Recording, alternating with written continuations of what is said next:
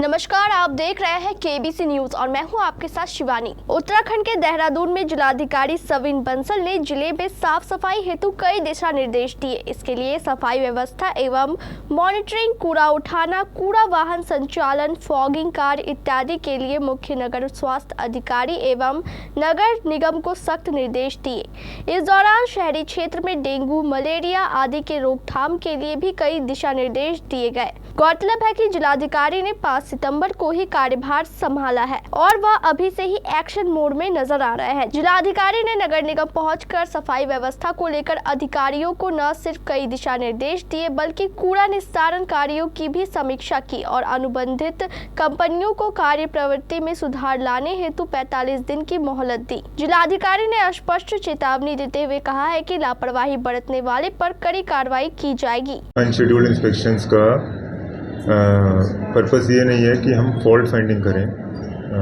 NEET picking करें। Purpose ये है कि जो हमारे ऑफिशियल्स और एम्प्लॉयज़ हैं वो जो हम सर्विसेज डिलीवर कर रहे हैं पब्लिक को, उसके प्रति जागरूक रहें, सेंसिटाइज रहें। जितने समय सीमा में उनको वो सर्विस देनी चाहिए वो उनको मिल जानी चाहिए। जो हमने वहाँ पे ऑब्ज़र्व किया कि विधवा हो, विकलांग पेंशन हो या एल्डरली पेंशन हो, वो ऑनलाइन हो चुके हैं। सारी प्रक्रिया ब्लॉक से, गांव से ऑनलाइन अप्लाई करवाते हैं। जितने भी नए प्रकरण हैं या बीच में डिसरप्शन हो गई, कोई डेथ हो गई या आधार नंबर गलत हो गया, तो वो ऑनलाइन सारा प्रोसेस है।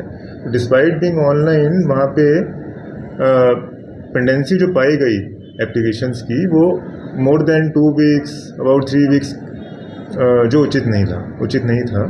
उसके लिए निर्देशित किया गया है समाज कल्याण अधिकारी को कि नेक्स्ट टाइम ऑनवर्ड्स अगर कोई भी हम में से सीडीओ में से इंस्पेक्शन करेगा, 7 डेज से ज़्यादा की पेंडेंसी ना पाई जाए। सेकेंडली, जो कुछ लाभार्थी भी वहाँ पे पाए गए जो देवर अंडर डिस्ट्रेस के, उनकी एप्लीकेशन स्वीकृत नहीं हो पा रही थी काफ़ी टाइम से। सो उसका इन्फ्लुएंस ये है कि हमारे ब्लॉक लेवल पे जो ऑफिशियल्स हैं, ग्राम पंचायत अधिकारी हैं ग्राम लेवल पे, उनकी निरंतर मॉनिटरिंग नहीं हो रही है। सो मॉनिटरिंग होना इसलिए आवश्यक है कि एक गांव से जो एप्लीकेशन ब्लॉक तक आ जानी चाहिए, ब्लॉक पे अप्लाई हो जानी चाहिए, या ग्राम पंचायत के जो हेडक्वार्टर्स है वहाँ तक अप्लाई हो जानी चाहिए। जब ऑनलाइन हो गया सिस्टम, तो उसको जिला लेवल तक क्यों आना पड़ रहा है लाभार्थी को? तो ऐसे जो 5-6 कुछ लाभार्थी पाए गए, हमने उनको निर्देशित किया है कि आज शाम तक उनका प्रोसेस करके मैटर हमें अवगत कराएंगे। सर, आपने भिक्षावृत्ति को लेकर भी बैठक करी और कई निर्देश भी दिए थे। भिक्षावृत्ति को लेकर क्या कुछ तो सर, इसमें इम्प्लीमेंटेशन कैसे होगा विभाग के थ्रू और मतलब प्रशासन जी?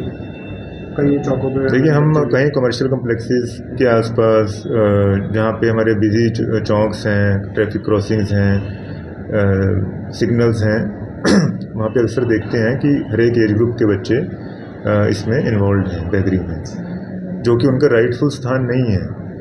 फंडामेंटल राइट्स के अकॉर्डिंग हमारे मॉरल ड्यूटी भी है कि उनका स्थान स्कूल में है तो वहाँ पे उनको डाला जाए, किसी तरह लिंक किया जाए, जो भी प्रयास करने पड़े।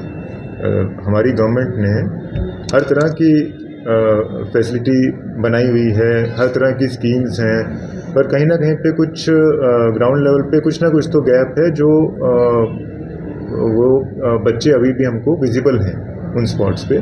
तो जो हमने ऑब्ज़र्व किया और जो अन्य संस्थाओं से भी कंसल्ट किया, CWC या कुछ हमारी अच्छी NGOs काम कर रही हैं इसमें, जो उसका साइकिल है वो ब्रेक नहीं हो पा रहा बेगरी का। हम 15 दिन में, मंथ में मुहिम चलाते हैं तो वो बच्चा फिर से वहीं पर आ जाता है। तो इसका निराकरण का जो अभी तक हमें सोल्यूशन ठीक लगा वो यही है कि जब तक डेडिकेटेड व्हीकल्स हमारे सड़कों पे दौड़ेंगे नहीं, पेट्रोलिंग व्हीकल्स डेडिकेटेड, वो किसी विभाग के नहीं, वो सिर्फ इसी के लिए कि बच्चे कहीं पे भी देखें तो उसको रिकवर करके और हम उसको ग्रूम करें। CWC के बाद हमने एक इंटेंसिव शेल्टर यूनिट बना रहे हैं, इंटेंसिव केयर शेल्टर, जहाँ पे बच्चों को ग्रूम किया जाएगा। उसका माइंड और जो उसकी सोच है वो ट्रांसफॉर्म होनी आवश्यक है कि मेरा स्थान पढ़ाई में है, नॉट ओनली एकेडमिक्स, जो हमारी एक्स्ट्रा करिकुलर लर्निंग है, लर्निंग्स अबाउट द वर्ल्ड है, लाइफ स्किल्स हैं, तो उसके बारे में उसको पहले ग्रूम किया जाएगा एक ब्रिज कोर्स की तरह उस इंटेंसिव शेल्टर यूनिट में। उसके बाद उसको स्कूल से लिंक किया जाएगा। इसके लिए जो भी बजट अपॉर्शन करना है वो हम ऑलरेडी कर चुके हैं। ये हमारे डेडिकेटेड वाहन हो गए। इसके अलावा हम अपने प्रोबेशन ऑफिसर को कुछ 4 मोबाइल एजुकेशन यूनिट्स भी दे रहे हैं। मोबाइल एजुकेशन यूनिट्स का पर्पस होगा कि कुछ ऐसे स्थान हैं जहाँ पे उनके पेरेंट्स हैं, गार्जियन हैं, वो यहाँ तक नहीं आ सकते मुख्यालय तक, तो उनको वहीं पे मोबाइल वैन्स में ही पढ़ाया जाएगा एज अ ब्रिज कोर्स और फिर उनको स्कूल से लिंक कर दिया जाएगा। सो इसमें प्रयास है कि हम सभी बच्चों तक कवर करें, सभी बच्चों तक पहुँचें। और इसमें जो टीम्स हैं वो भी डिसाइड कर ली गई हैं, मल्टीडिसिप्लिनरी टीम्स हैं और सिक्योरिटी उनको प्रोवाइड की जाएगी। डीएम साहब, एक खास बात ये भी है कि जिस तरह अभी राज्य निर्वाचन आयोग की तरफ से सर ये पूरा वाहन की समस्या का विशेष अभियान चलाने का भी जो निर्देश दिया गया है, तो उसके तहत अभी किस तरह पूरे ताकि क्षेत्र में पूरा काम ये नगर निकाय चुनाव को लेकर पूरी तरह से वोटर लिस्ट के लिए कम किया जा सके। देखिए, जो निर्वाचन का कार्यक्रम है वो शेड्यूल के अनुसार गतिमान है।